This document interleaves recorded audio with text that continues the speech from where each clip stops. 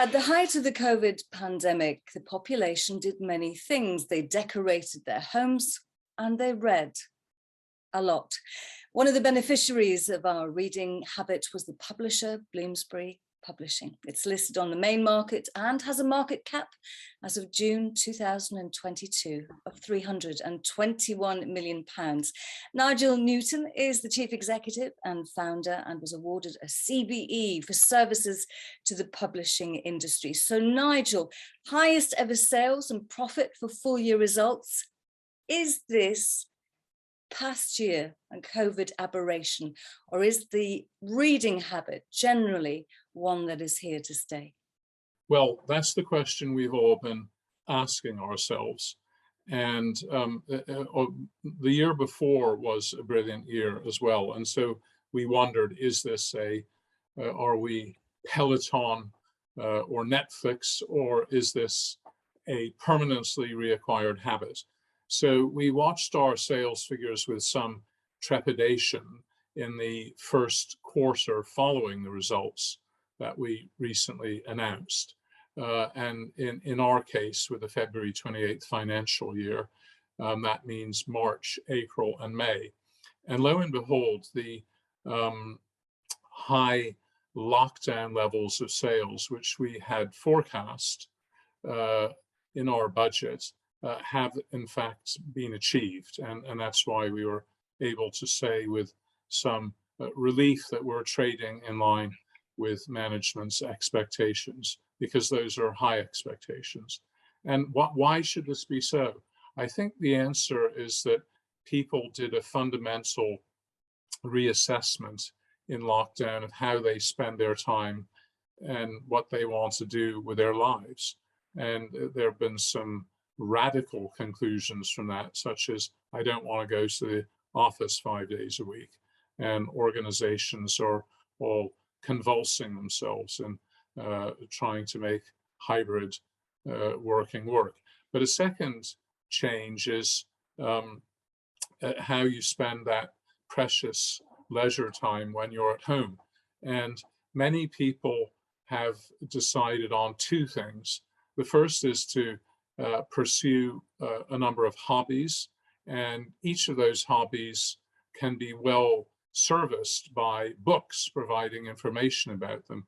In our case, we're the leading publisher in ornithology, sailing, a leading publisher in cooking. Many of the great chefs, Paul Hollywood's new baking book is just out, for example, and the Dishoom cookbook from the recent past, and so on.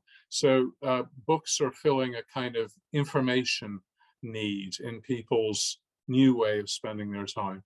But the second and almost more important to us one is just reading itself for escape, enlightenment, entertainment, and information. And fiction, of course, particularly provides that escape.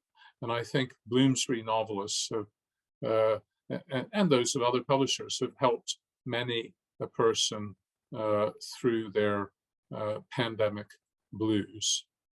So you've preempted my next question, which is, for many years, J.K. Rowling and Harry Potter were the jewel in your crown, not just for revenue generation. So which authors has that crown been passed on to? It seems as though there's a cornucopia of great talent on your rota.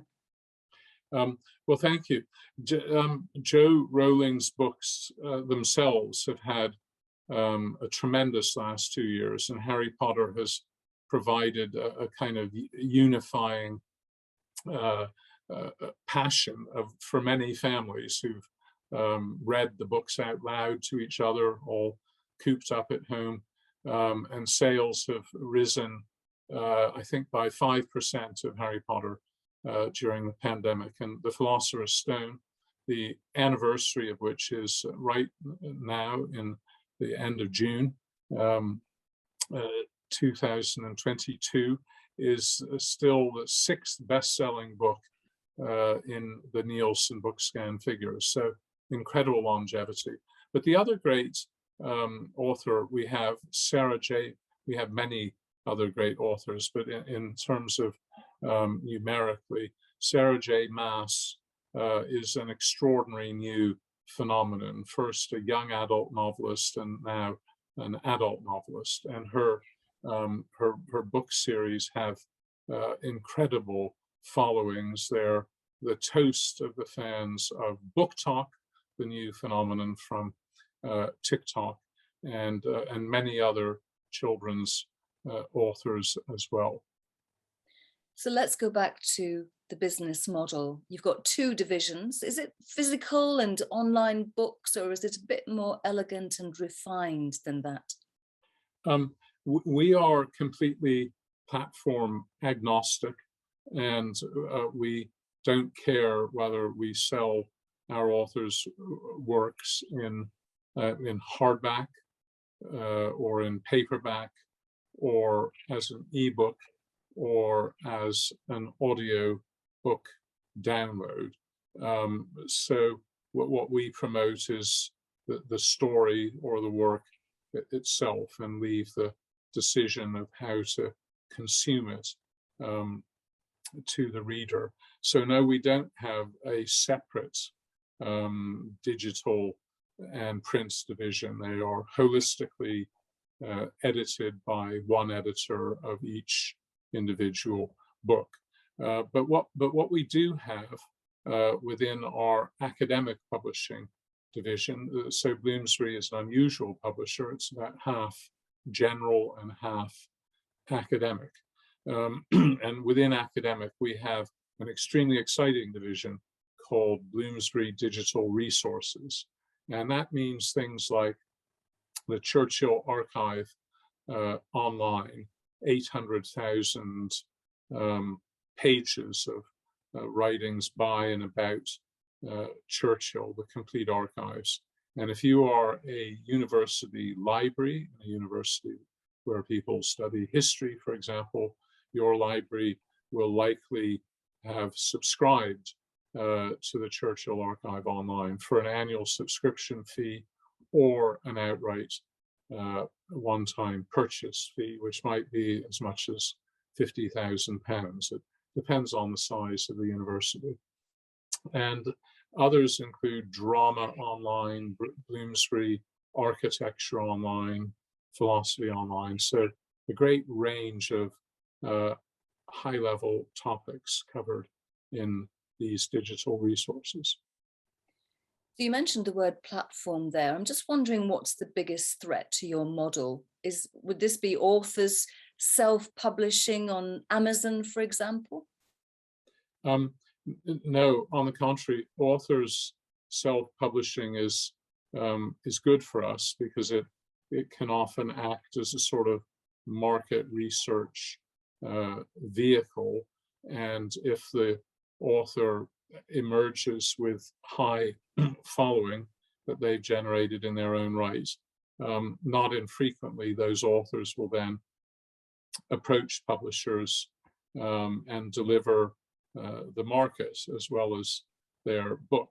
And indeed, it is true to say that our great new phenomenon of Sarah J. Maas was herself self-published and had a good following when she was spotted by a Bloomsbury editor in New York over 10 years ago.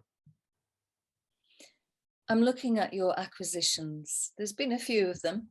I think three acquisitions over the previous year. To me, that's pretty ambitious, and you could be accused of being acquisitive. Is that because of the quality of the opportunities out there, or a change in strategy from a more organic growth approach to business? Well, it would be true to say that we've made about 35 acquisitions of lists and companies since July 2000, when we bought A&C Black, the publishers of Who's Who. Bloomsbury floated on the main London Stock Exchange in June of 1994, and we started two new divisions then, children's publishing and publishing our own paperbacks instead of sub-licensing them. And we, having published Harry Potter in 1997, we started to build up quite a war chest, approaching £100 million, which we spent about 20 years investing in these 35 acquisitions. It frustrated some of our shareholders who thought this was an inefficient balance sheet, but we were applauded by many others because we were being very careful. We were determined not to be the next Marconi and over expanding. And so now we find ourselves one of the largest independent academic publishers in the social sciences and humanities in Europe as a result of this investment. So you talked about shareholders there. Back to the most recent results. How will that translate into shareholder rewards? I'm thinking dividends and benefits in terms of percentages of new titles, for example.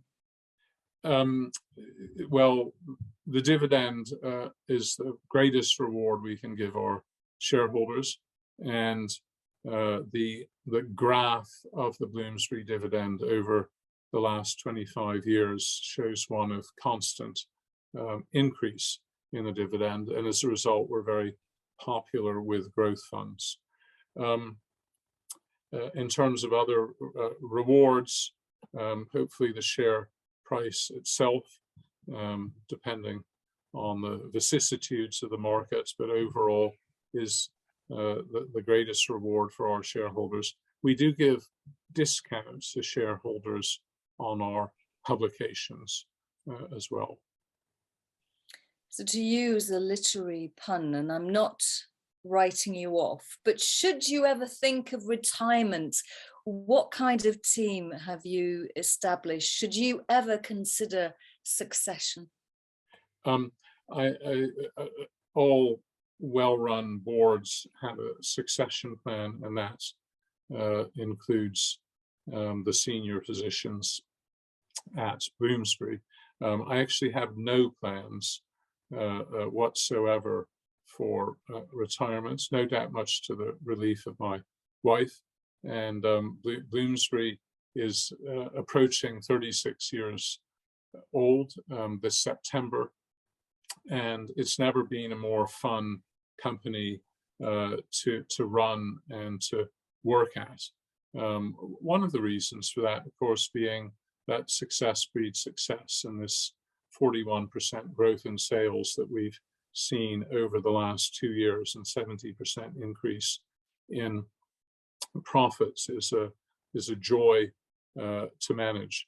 But to answer your question from a slightly different angle, yes, having the best possible management team is why the company is doing well, in addition, of course, to the external market circumstances and first and foremost our authors. So we are blessed to have a number of colleagues who been with us for many years and have tremendous institutional knowledge, but still I would say Bloomsbury is a very entrepreneurial firm, because our original sense of not taking our existence for granted still drives the company, and we're always have a very flexible approach about things that markets that we will enter into and see an opportunity.